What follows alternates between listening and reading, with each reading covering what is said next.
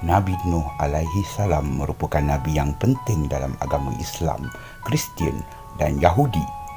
Baginda dikisahkan kepada umat Melayu melalui naratif Arab dan Parsi, bangsa yang memperkenalkan Islam kepada umat Melayu kira-kira 1000 tahun lalu.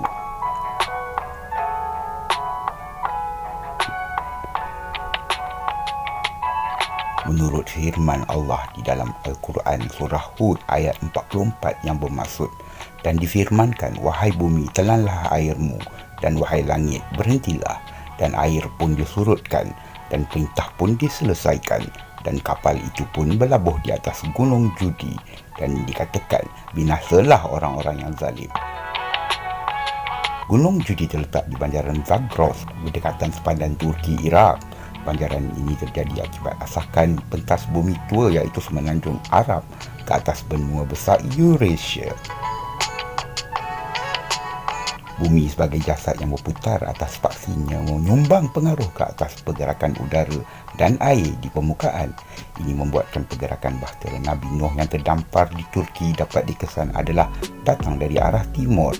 Mungkinkah Nabi Nuh adalah Nabi yang diutuskan kepada umat manusia di benua Sundaland? Sundaland adalah nama diberikan pengkaji barat ke atas rantau kita ketika ia masih merupakan daratan yang luas. Ia dikatakan tenggelam dalam kital taman ais kali ini berikutan kenaikan air laut apabila berlaku cairan glasier. Apa yang membingungkan mereka ialah setelah berkali-kali kital zaman ais terjadi, Sundaland dikaji tidak pernah tenggelam seperti ini bagi tempoh sekurang-kurangnya sejak 2 juta tahun lalu. Bagaimana pula ini mungkin boleh dikaitkan peristiwa banjir besar Nabi Nuh?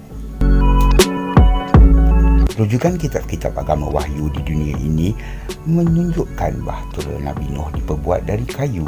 Tidak mungkin hutan gurun atau pada rumput savana mampu menyediakan bekalan kayu yang mencukupi bagi membina bahtera baginda. Katakan teknologi pada ketika itu mungkin lebih maju dari kilang kayu yang ada pada hari ini, sumber bahan mentahnya tetaplah merupakan eksploitasi alam semula jadi. Hanya hutan hujan yang mampu membekal jumlah keperluan besar dengan kayu-kayu bernilai tinggi, dan hanya Sundaland mempunyai hutan hujan di bumi sebelah sini. Hari ini sejarah peradaban manusia yang mempunyai jejak yang jelas hanya berusia terkemudian dari kejadian banjir Nabi Nuh.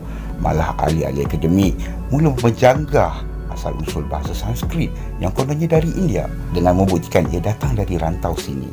Manakala air laut yang masih tinggi di rantau ini akibat penurunan air dari Tibet hanya surut beberapa ribu tahun kemudian.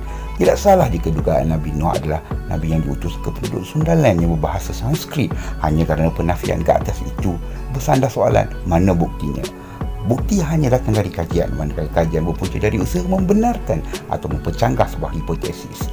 Bukankah hipotesisnya telah kami paparkan di sini? Ahli akademiklah yang bertanggungjawab untuk mengkaji. Tidak ada guna kajian prasejarah tengkorak artefak berusia puluhan ribu tahun, malah jutaan tahun dilambung-lambung, sedangkan peristiwa 6,000 tahun lalu pun kita masih berteki-teki.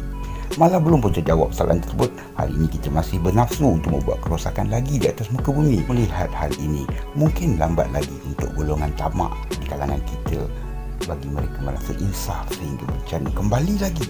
Kali ini seperti dijanjikan Tuhan, berlaku akibat tangan manusia itu sendiri.